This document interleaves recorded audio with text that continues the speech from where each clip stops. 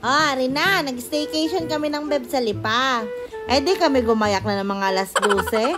Abay, excited din naman si Michael at may pagdadala pa ng wine. Abay, bala ka akong lasangin. Uy, wag yun. Di kinarga na namin maleta. Hoy, ano gandami niyan? Aba, di yan, excited yun. Happy yarn. Di kami dumaan na lang ng ibaan at kami nag-exit ng Balete at mas mabilis yon kaysa kami maglilipay. Abutin lang kami ng siyam-siyam doon. Ay, total na may alas 2 mga aming check-in. Di kami dumaan muna ng SNR at kami mamimili na aming kakainin. Ay, napag-desisyon na namin na kami magi-steak night na lang. At ito pa lang si Michael ay ilang gabi na daw na nanaginip ng steak. Di bumili na kami at baka naglilihi. Huy, wala pa. Bumili na din kami ng patatas, ng mushroom, ng salad, at naibig pa sa sushi. Ano ganda takaw nga. Ay tapos kami dumaan ng palengke. At kami bumili ng sibuyas, ng bawang, ng manteka. Lang kami bumili sa SNR. Bulto-bulto naman daw. Isang gabi naman namin gagamitin. Aanin namin yaw. Ay di are, kami dumating na din sa aming pag-staycationan. Ari nga pala sa Cabinendo, sa Lipa. Ari nga pala, regalo sa amin ng aking mga kaibigan, ng aking mga kaibigan maliligalig. Ay, sino pa? Di si Brittany, si Ges, si Syra, si Jadin, at saka si Mara, at saka syempre mga asawa na din. Di thank you sa inyo. Bye, sa wakas, lahat tayo kasal na. Aray, papunta sa basement. Aray, may 2 kwarto, isang double deck, tapos nandidiyan din ang banyo. Tapos aray naman ang master's bedroom. Digay kaganda. May TV na din yan, at saka aircon na ng pagkakalamig. Sa itaas naman ay may private pool. Di yan, nilinis mo na ni Michael. Aba, syempre kami magsiswimming diyan kahit malamig ay lublob. Ay di ari amin titikman na. Aba, syempre laway na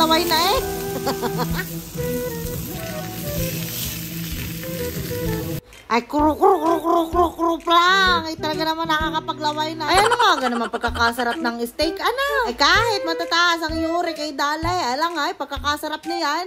Pag hindi ka nakatikim, di kay natin lang. Ay, yan na nga, ginayot na. Baka sabihin yung hilaw na naman. Ay, iyan ang masarap. Madugo-dugo pa. Sarap. Di kami naglubloban na ni Michael. Kahit malamig ay lublob. Pero nung nga naman pagkakasarap na makalublob na iyon. Tapos ari kasabay pa ng sunset. Siya ko, di kaganda. Ay nung kami nilamig na, di kami nagprepare na amin dinner. Ay dini nga pala sa Cabinendo ay may kusina. Meron na silang stove, may gas din iyon, may microwave, may rice cooker, may rep. Tapos magdadala ka lang na sarili mong butane para doon sa portable butane stove. Yung lutuan ka ng samgyup. O kaya pwede din naman ng steak. Abay, syempre, may kutsara tinidor na din, tsaka yung mga paglulutuan. May TV, may speaker, may wifi na din. Diga? Kumplito na. Para ka nga nasa bahay. Tapos, kung napansin nyo, kami nagbubukas kanina ng bolt, dini nga pala, contactless check-in. Nako, bago naman namin nabuksan, papihit-pihit yung palipakan ng dapat. Kumaliwa naman ako kami ng kumaliwa. Yung gano'n kami hindi sanay. Abay, kamutaktakan ka namin sa bolt na iyan. Ayan na, luto na. Ang specialty ni Michael, ang mushroom. Aba, may pag-garnish din naman Pagkakasarap naman nga noon. Talaga naman, pwede na mag-asawa. Ano ga, pagkakaswerte ko? Uy! Asawa ko yarn. Ay, dinala pa namin na rin social na asin na rin. Galing pa kay Yuson. Aba, hiningi namin sa Tita Emma. Pero ibinalik din naman namin pagkatapos. Aba, syempre mahal yun. Share ko lang. Ari, first time namin ni Michael na kami mag-overnight na kami lang 2.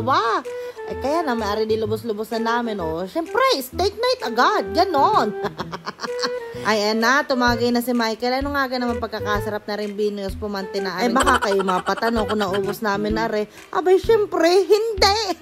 Ano naman pagkakasimur namin kung naubos namin niyaw? Ay, sino naghugas? Di syempre ako. Ako lang naman, masipag sa aming 2. Joke lang. Ay, syempre, siya nagluto. Alam naman ako, tagakain lang. Nakakahiya naman ata. Baka ako'y ma-divorce agad. Di nung kami nagising kami, nag-swimming na ulit. Abay, sayang ang bayad.